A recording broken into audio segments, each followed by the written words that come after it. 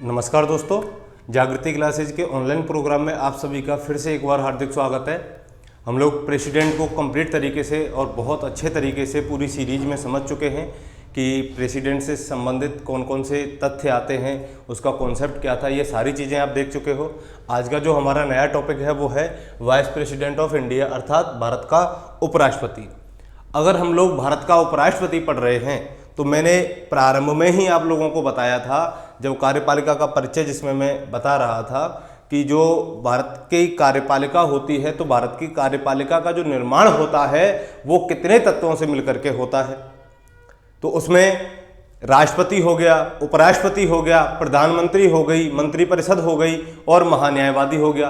तो इन तत्वों से मिलकर के क्या हुआ, संघ की कार्यपालिका का निर्माण हुआ। और संघ की कार्यपालिका के पहले तत्व के रूप में हमने राष्ट्रपति को कंप्लीट कर लिया है। और आज उसका अगला पॉइंट या अगला तत्व कह सकते हैं वो है क्या, आपका भारत का उपराष्ट्रपति।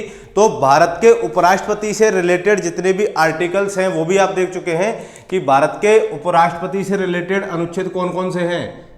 अनुच्छेद 63 से 71 तक किसके बारे में वर्णन किया गया है, उपराष्ट्रपति के बारे में वर्णन किया गया है।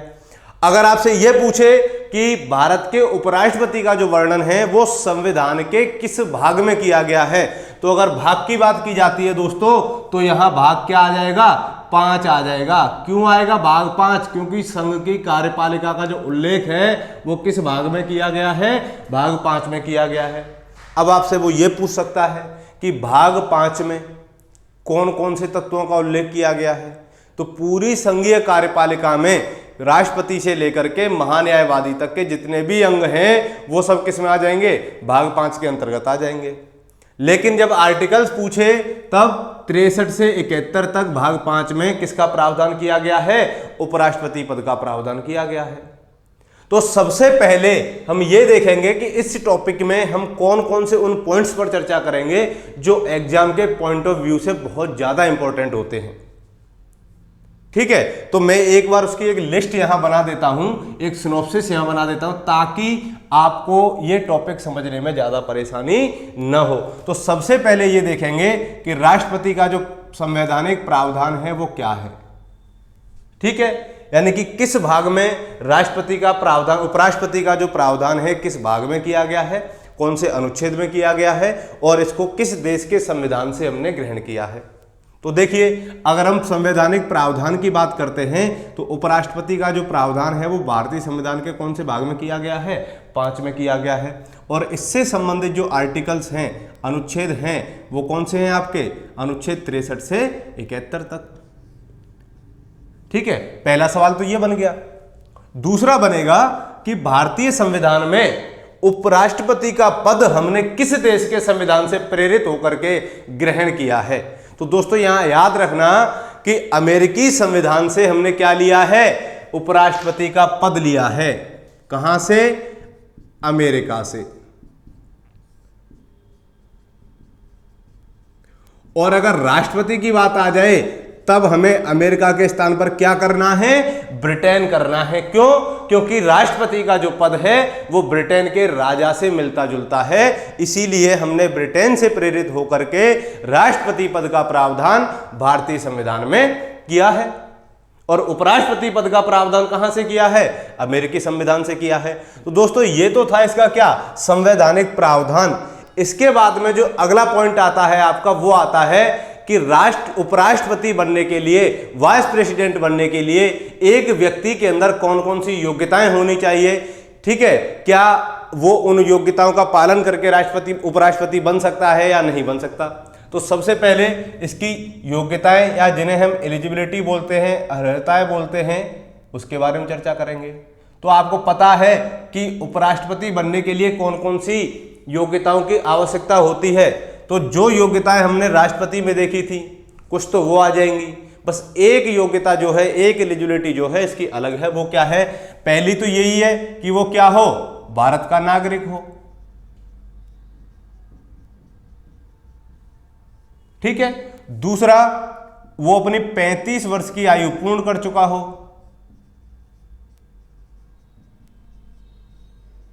यही राष्ट्रपति का था।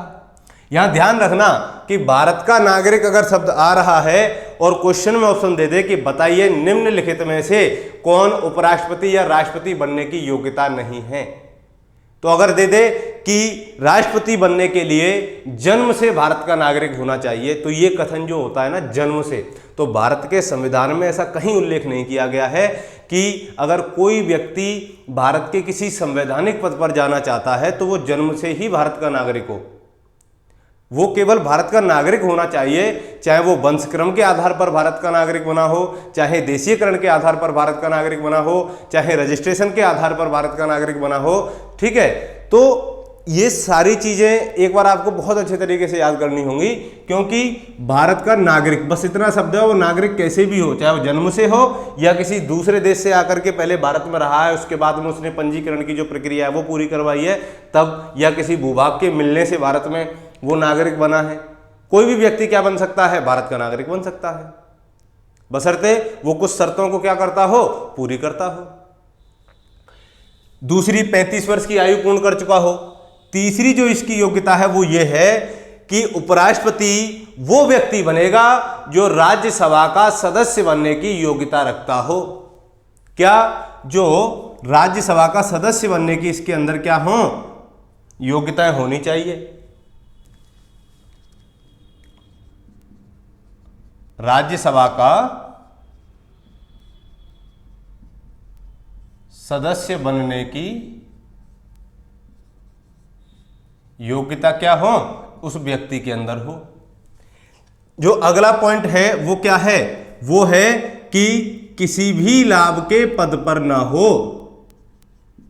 और ये चीज मैं पहले बता चुका हूं कि लाभ के पद में कौन कौन से पद शामिल नहीं होते हैं। एक तो जो राष्ट्रपति का पद होता है ये लाभ के पद में शामिल नहीं होता। दूसरा, उपराष्ट्रपति का जो पद होता है ये लाभ के पद में शामिल नहीं होता। तीसरा, संघ के जितने भी मंत्री और राज्य के जितने भी मंत्री होते हैं वो क्या हैं, वो लाभ का पद नहीं माने जाते। इनके अलावा जितने भी पद हैं और एक जो राज्यों के राज्यपाल होते हैं ये भी लाभ के पद के अंतर्गत नहीं आते। और इनके अलावा जो भी लाभ के जितने भी पद आ जाएंगे वो सारे क्या हैं, लाभ के पद हैं। ठीक है, तो ये लाभ के पद नहीं है दोस्तों, इनको थोड़ा सा याद रखना। अगर कोई व्यक्ति किसी राज्य का राज्यपाल है और वो राष्ट्रपति या उपराष्ट्रपति का चुनाव लड़ना चाहता है तो क्या वो लड़ सकता है, तो बेझिझक कहिए हाँ वो लड़ सकता है, क्योंकि राज्यपाल राष्ट्र लाभ का पद नहीं है। ठीक है, ये सेवा का पद है। ठीक, तो अब देखो राष्ट्रपति और उपराष्ट्रपति की योग्यताओं में अंतर क्या है। राष्ट्रपति में भी ये चाहिए, 35 वर्ष की आयु भी राष्ट्रपति में चाहिए, लाभ के पद पर ना हो ये भी राष्ट्रपति में चाहिए, और राज्यसभा का सदस्य बनने की योग्यता। बस राष्ट्रपति में क्या किया गया है, राज्यसभा के स्थान पर लोकसभा का वर्णन किया गया है कि राष्ट्रपति वो व्यक्ति बनेगा जो लोकसभा की योग्यताएं धारित करता हो, या जो लोकसभा सदस्य बनने की योग्यताएं अपने अंदर धारित करता हो। लेकिन उपराष्ट्रपति में राज्यसभा का सदस्य बनने की योग्यताएं।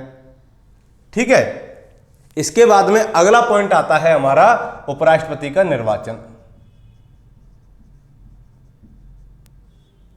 Election of vice president. तो निर्वाचन के अंतर्गत क्या है, देखिए उपराष्ट्रपति का जो चुनाव है वो भी एक निर्वाचक मंडल के द्वारा किया जाता है। जैसे राष्ट्रपति के चुनाव में क्या था, एक इलेक्टोरल कॉलेज बना था, निर्वाचक मंडल बना था, और उसके निर्वाचक मंडल में कौन कौन शामिल थे, आप लोगों को याद आ रहा होगा थोड़ा बहुत। तो देखिए राष्ट्रपति के निर्वाचक मंडल में संसद के दोनों सदनों के निर्वाचित सदस्य, राज्यों की विधानसभाओं के निर्वाचित सदस्य और दिल्ली एवं पुदुचेरी विधानसभाओं के निर्वाचित सदस्यों से मिलकर के क्या बनता था, राष्ट्रपति का निर्वाचक मंडल बनेगा। लेकिन उपराष्ट्रपति के निर्वाचक मंडल में राष्ट्रपति से क्या भिन्नता है कि यहां पर संसद के दोनों सदनों के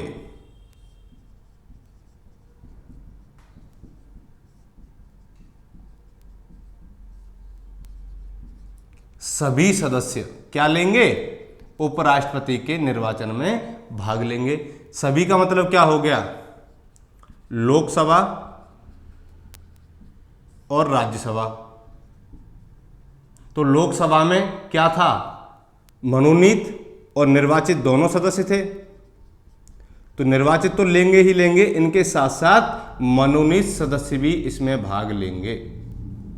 राज्यसभा के भी निर्वाचित और मनोनीत दोनों सदस्य इसमें भाग लेंगे।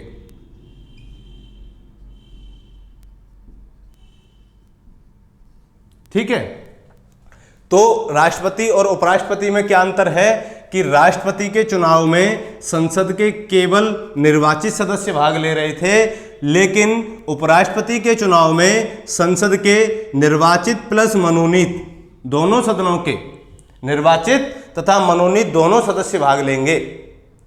और दूसरी जो अंतर है सबसे बड़ा वो ये है कि उपराष्ट्रपति के चुनाव में राज्यों की विधानसभाओं के सदस्य भाग नहीं लेते, दिल्ली और पुदुचेरी विधानसभाओं के सदस्य भाग नहीं लेते। ये बात आपको याद रखनी पड़ेगी।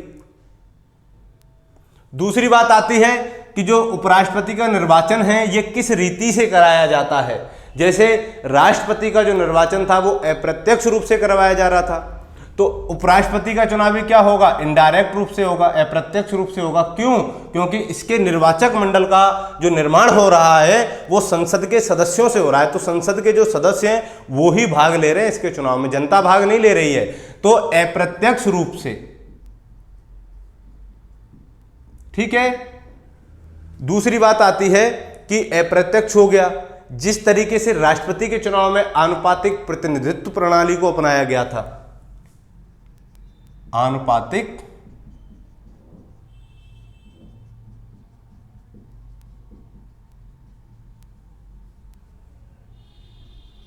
प्रणाली और एकल संक्रमणीय मत,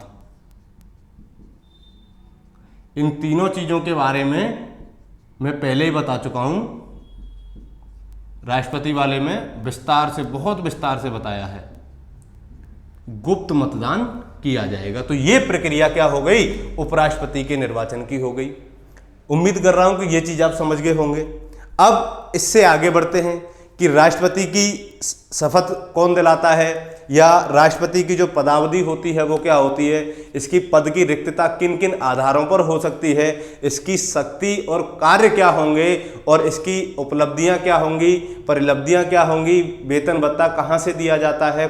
ठीक है, इन बातों पर चर्चा करते हैं। चलिए, मैं इसका स्क्रीनशॉट ले लीजिए, मैं इसको मिटा रहा हूं। चलिए आगे बढ़ते हैं। 3 पॉइंट हो गए आपके उपराष्ट्रपति से रिलेटेड। दोस्तों बहुत अच्छे तरीके से आप इनको देखना, आपका एक भी क्वेश्चन उपराष्ट्रपति से रिलेटेड एग्जाम के पॉइंट ऑफ व्यू से गलत नहीं होगा। चाहे आप प्रीवियस ईयर के जितने भी क्वेश्चन सिविल सर्विस में आए हुए हैं उनको एक बार रिवाइज करके देख लीजिए, आपको मालूम चल जाएगा कि किस तरीके से प्रश्नों का जो पैटर्न है वो एग्जामिनर सेट करते हैं, और किस तरीके से हमने अपनी इस सीरीज में उसी तरीके से उस पॉलिटिकल साइंस का जो पैटर्न एग्जाम के तौर पर रहता है आज के समय में वो उसको सेट किया हुआ है। तो मैं उम्मीद कर रहा हूं कि बहुत ज़्यादा फायदा आप लोगों को ये वीडियो से मिलेगा, और आप अपने सभी मित्रों तक जो बहुत अच्छे तरीके से अच्छी चीज़ें नहीं पढ़ पा रहे हैं, समय कम है, तो आप ज़्यादा से ज़्यादा अपने दोस्तों को शेयर कीजिए। ठीक है, ताकि बहुत लोगों को इसका फायदा मिल सके। आगे देखते हैं, 3 पॉइंट हो गए। अब बात आती है इसकी शपथ की कि उपराष्ट्रपति को शपथ कौन दिलाता है। तो देखिए, इसकी शपथ की अगर बात करते हैं तो उपराष्ट्रपति की जो शपथ का उल्लेख है दोस्तों वो किया गया है अनुच्छेद 69 में। तो अनुच्छेद 69 में ये लिखा हुआ है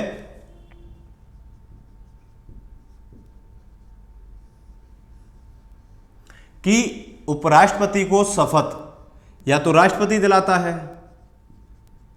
अगर राष्ट्रपति न दिलाए तो राष्ट्रपति किसी भी व्यक्ति को, राष्ट्रपति द्वारा नियुक्त कोई भी व्यक्ति क्या कर सकता है, इसको शपथ दिला सकता है। ठीक है, यह बात याद रखना। अगर राष्ट्रपति नहीं दिलाता है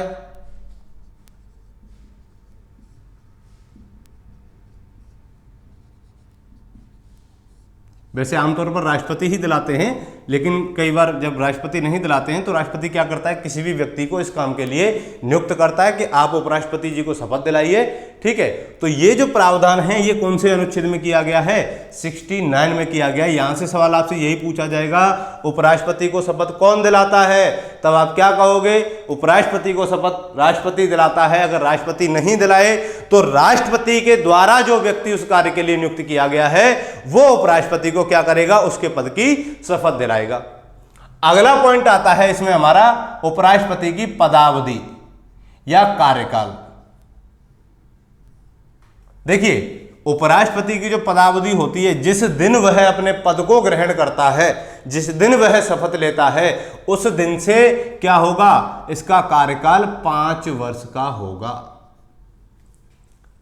राष्ट्रपति का कार्यकाल कितने वर्ष का था, 5 वर्ष का था। उपराष्ट्रपति का कार्यकाल कितने वर्ष का है, 5 वर्ष का है। अगर हम अमेरिकी राष्ट्रपति से इसकी तुलना करते हैं तो अमेरिका में राष्ट्रपति का जो कार्यकाल है वो 4 वर्ष का है, जबकि भारत में राष्ट्रपति का कार्यकाल 5 वर्ष का है। ठीक है, तो ये अमेरिका से तुलना हो गई इसकी। दूसरी चीज, अगर राष्ट्रपति उपराष्ट्रपति अगर चाहे तो अपना कार्यकाल पूरा होने से पहले भी क्या दे सकता है, अपने पद से इस्तीफा दे सकता है या त्यागपत्र दे सकता है। तो दूसरा पॉइंट ये आता है हमारा सबसे इंपॉर्टेंट कि उपराष्ट्रपति अपना त्यागपत्र किसको सौंपेंगे, तो उपराष्ट्रपति राष्ट्रपति को अपना त्यागपत्र दे करके पदावधि खत्म होने से पहले अपना पद छोड़ सकता है। ठीक, दूसरी बात है कि भाई साहब ना तो उसका कार्यकाल खत्म हुआ है, ना ही उसने त्यागपत्र दिया है, तो उपराष्ट्रपति को उसके पदावधि या कार्यकाल समाप्त होने से पूर्व किस विधि से हटाया जाएगा। तो यहां एक बात इंपॉर्टेंट है कि उपराष्ट्रपति को पद से हटाने की जो विधि है उसका संविधान में कहीं भी उल्लेख नहीं किया गया है। जिस तरीके से राष्ट्रपति को हटाने के लिए क्या थी, महाभियोग की प्रक्रिया थी, इसी तरीके से उपराष्ट्रपति को हटाने के लिए संविधान में किसी प्रक्रिया का उल्लेख नहीं किया गया है। तो जो एक आम प्रक्रिया चलती है वो क्या है कि अगर राज्यसभा क्या कर दे, पूर्ण बहुमत से इस आशय का संकल्प पारित कर देती है तो उपराष्ट्रपति को उसके पद से हटाया जा सकता है। कौन, राज्यसभा। देखिए, राज्यसभा क्या करेगी, पूर्ण बहुमत से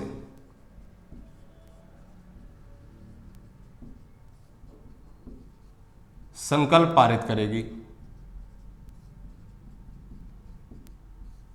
ठीक है, और एक चीज यहां ये याद रखना कि जब राज्यसभा में संकल्प लाया जा रहा है उपराष्ट्रपति को पद से हटाने से संबंधित, तो कम से कम 14 दिन पहले उपराष्ट्रपति को इसकी सूचना दे देनी चाहिए। ये शर्त है इसकी कि अगर उपराष्ट्रपति के खिलाफ, उसको पद से हटाने के खिलाफ क्या लाया जा रहा है, एक संकल्प लाया जा रहा है, तो उसके क्या करना चाहिए, उपराष्ट्रपति को 14 दिन पहले इसकी लिखित सूचना मिलनी चाहिए। ये इसकी शर्त है। अब देखिए, पूर्ण बहुमत से किसने पारित कर दिया, राज्यसभा ने पारित कर दिया। तो राज्यसभा ने पारित कर दिया, इतना जरूरी नहीं है कि केवल राज्यसभा ने पारित कर दिया और उपराष्ट्रपति को उसके पद से हटा दिया गया। राज्यसभा से पारित होने के बाद में यह जरूरी है कि इस संकल्प का या इस प्रस्ताव का समर्थन कौन करे, लोकसभा करे। तो अगर यहां से यह पारित हो गया फिर क्या होगा, लोकसभा इस प्रस्ताव का समर्थन करेगी। क्या होगा, लोकसभा द्वारा प्रस्ताव का समर्थन जरूरी है और यह समर्थन पूर्ण बहुमत से न होकर के साधारण बहुमत से हो सकता है। लोकसभा में केवल साधारण बहुमत और राज्यसभा में पूर्ण बहुमत। यहां से पारित होकर के लोकसभा के पास जाएगा और लोकसभा साधारण बहुमत से इसको पारित कर देती है तो उपराष्ट्रपति को उसके पद से हटा दिया जाएगा। यहां तक बात समझ में आई। एक बात और आती है कि उपराष्ट्रपति के जो पद की रिक्तता है वो किन किन आधारों पर हो सकती है, यानी कि इसका पद किन आधारों पर रिक्त होता है। तो देखिए, या तो इसकी जो कार्यकाल है या इसकी जो पदावधि है वो समाप्त हो जाए तब इसका पद रिक्त हो सकता है। तो पहली क्या होगी, पदावधि की समाप्ति पर।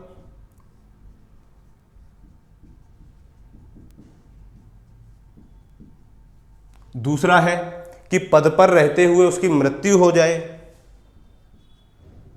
तब इसका पद रिक्त हो सकता है।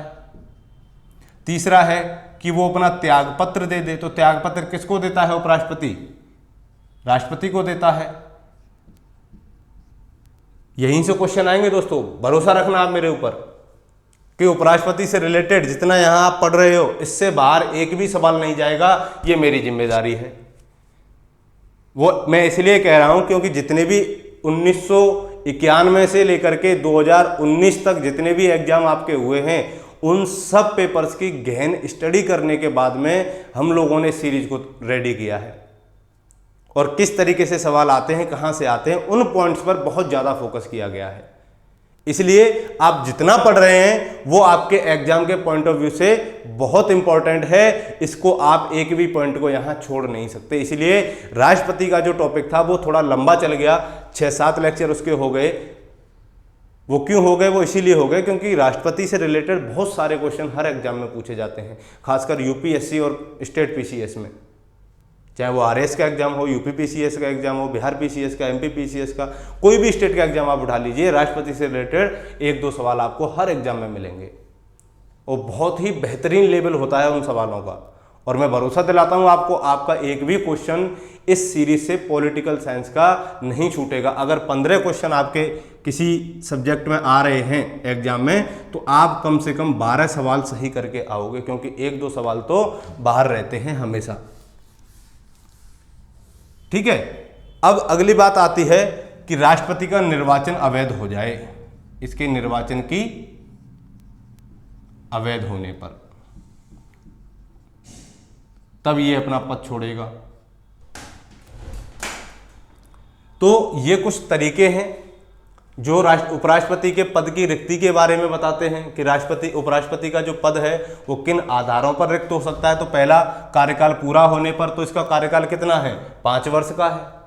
जब 5 वर्ष का कार्यकाल पूरा हो जाएगा, नए उपराष्ट्रपति का चुनाव करा लिया जाएगा और वो उसका अपना पद धारण कर लेगा।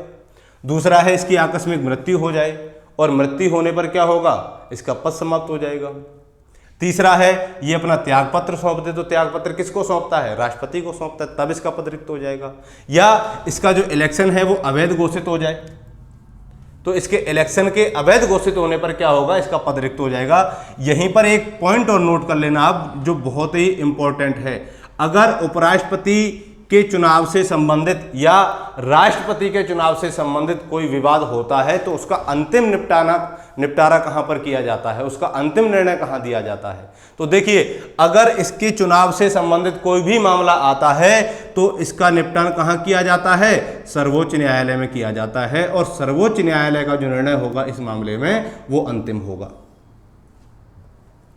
यानी कि इसके इलेक्शन से रिलेटेड जो भी वाद विवाद होंगे उनका निपटारा कहां किया जाएगा? सर्वोच्च न्यायालय में, सुप्रीम कोर्ट में किया जाएगा, और सुप्रीम कोर्ट उस पर जो फैसला देगा वो अंतिम होगा और सर्वमान्य भी होगा। तो ये कुछ आधार हैं जो उपराष्ट्रपति को उसके पद से हटाते हैं या उसकी रिक्ति के बारे में बताते हैं। अब दूसरी बात आती है कि मान लीजिए उपराष्ट्रपति का पद रिक्त हो गया, तो उपराष्ट्रपति के स्थान पर अब राज्यसभा का जो पदेन सभापति होगा वो कौन होगा? तो देखिए, जब उपराष्ट्रपति का पद रिक्त हो जाता है तो राष्ट्रपति राज्यसभा के किसी भी सदस्य को जो उसकी निगाह में इस पद के लिए सक्षम होता है उसको क्या करेगा? राज्यसभा का पदेन सभापति घोषित कर देगा। कौन करता है? राष्ट्रपति करता है। तो यहीं पर एक पॉइंट और नोट कर लेना कि अगर इसका पद रिक्त है या ये इसकी अनुपस्थिति में राष्ट्रपति क्या करेगा? राज्यसभा के किसी सदस्य को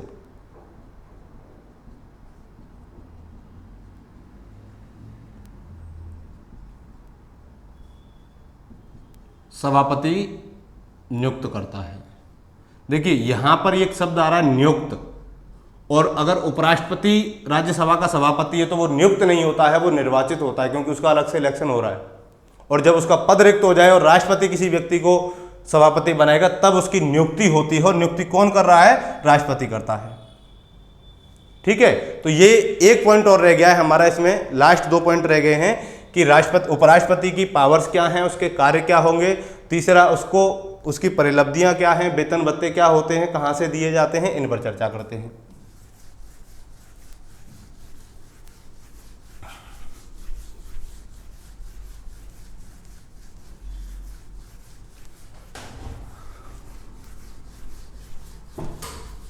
सबसे ज़्यादा पावर्स किसकी थी? राष्ट्रपति की थी, जो लगभग 4 लेक्चर में जाके समाप्त हुई हैं आपकी। उपराष्ट्रपति की शक्तियां एवं कार्य,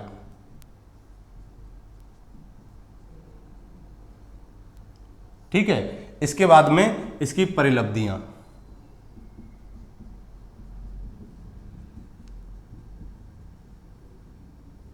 देखिए उपराष्ट्रपति का जो कार्य होता है वो क्या होता है कि उपराष्ट्रपति राज्यसभा का पदेन सभापति होता है।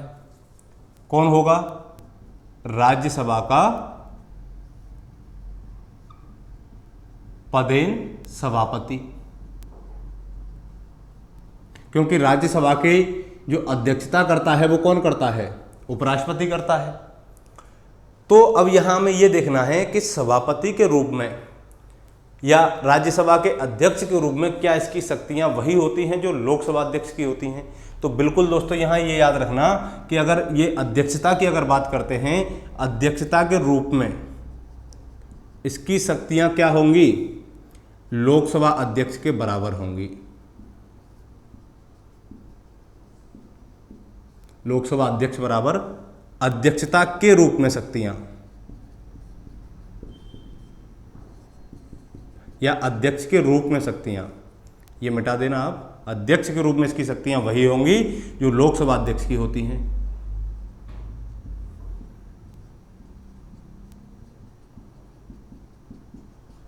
ठीक है, तो पहला काम क्या हो गया? राज्यसभा का सभापतित्व करना। यहीं पर एक बात ये भी याद रखना, एक बार सवाल पूछा गया था कि बताइए निम्न में से कौन व्यक्ति किसी सदन का अध्यक्ष होता है लेकिन वो उस सदन का सदस्य नहीं होता। तो जो उपराष्ट्रपति है ये राज्यसभा का अध्यक्ष जरूर है लेकिन ये राज्यसभा का सदस्य नहीं होता है। ये बात आप यहां याद रखना कि उपराष्ट्रपति राज्यसभा का सदस्य नहीं होता।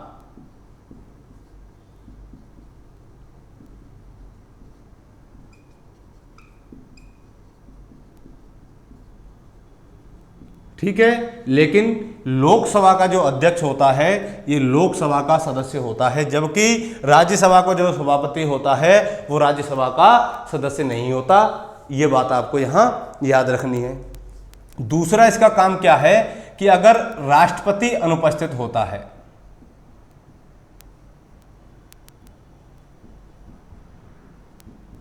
अगर राष्ट्रपति अनुपस्थित है तो राष्ट्रपति की अनुपस्थिति में जो अपना उपराष्ट्रपति है वो क्या करेगा? कार्यवाहक राष्ट्रपति के रूप में कार्य करेगा।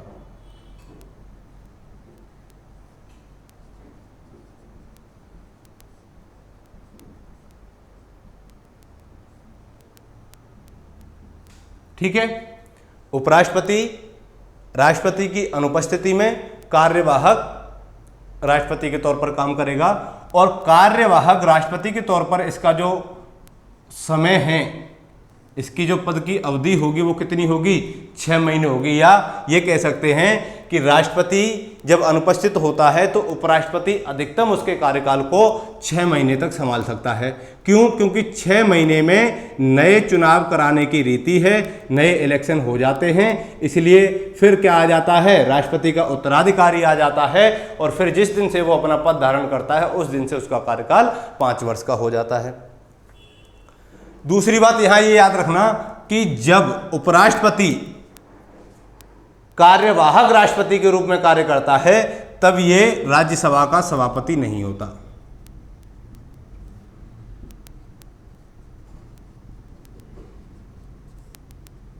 या राज्यसभा की अध्यक्षता नहीं कर सकता।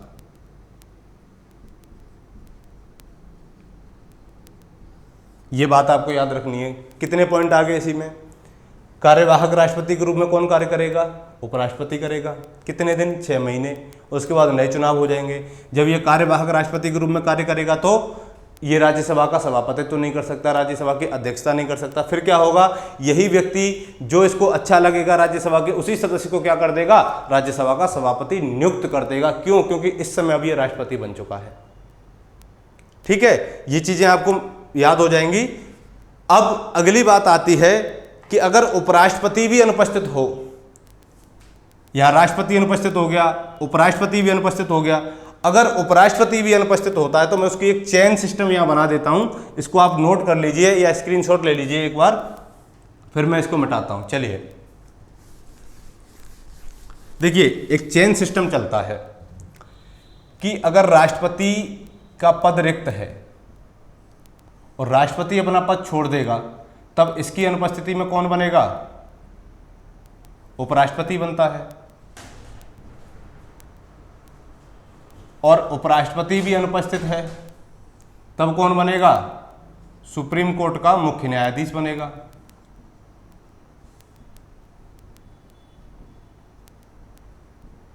और सुप्रीम कोर्ट का मुख्य न्यायाधीश भी अनुपस्थित है, तब कौन बनेगा, सुप्रीम कोर्ट के वरिष्ठतम न्यायाधीश।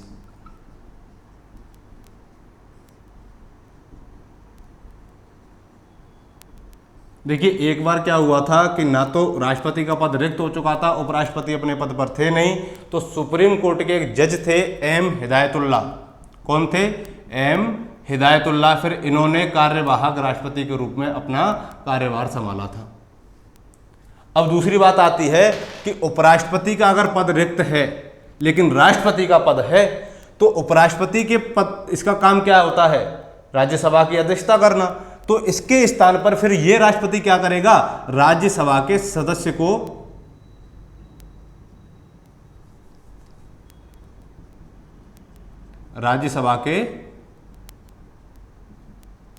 को सभापति नियुक्त करेगा।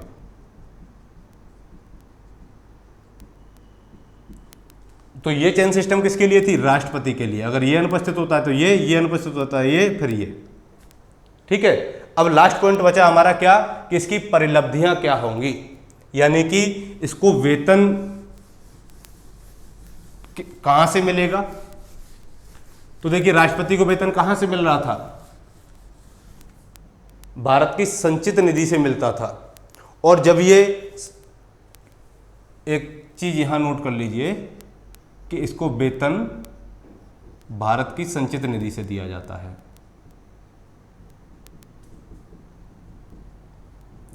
अब जो सबसे इंपॉर्टेंट पॉइंट है वो ये है कि क्या इसको उपराष्ट्रपति के नाम से वेतन दिया जाता है या राज्यसभा के सभापति के रूप में वेतन दिया जाता है। तो दोस्तों यहाँ याद रखना कि इसको राज्यसभा के सभापति के रूप में वेतन दिया जाता है, ना कि उपराष्ट्रपति के रूप में इसको वेतन दिया जाता है।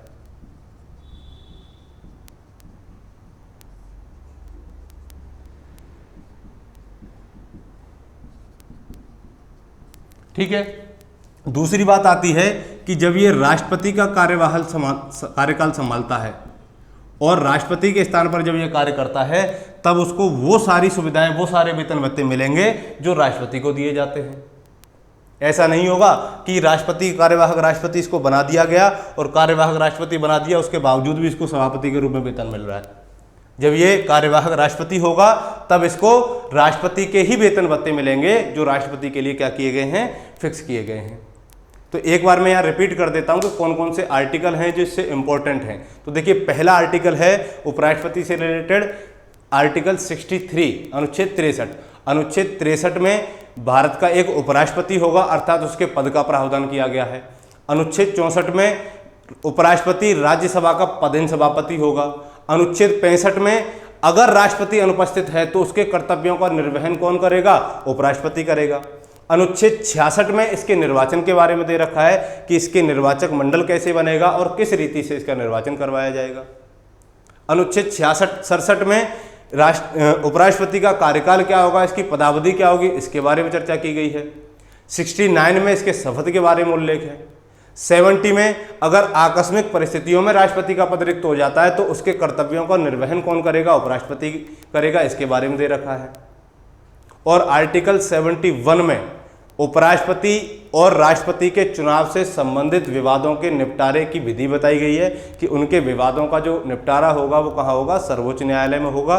तो ये था दोस्तों आज का हमारा टॉपिक। उम्मीद करता हूँ कि बहुत बेहतरीन तरीके से आप इन चीज़ों को समझ गए होंगे और आगे भी इसी तरीके से इसी जोश के साथ आप पढ़ते रहिए ताकि अन्य विद्यार्थियों की अपेक्षा आप एग्जाम में अच्छी सफलता हासिल कर सकें। तब तक के लिए मस्त रहिए, व्यस्त रहिए। थैंक यू, धन्यवाद।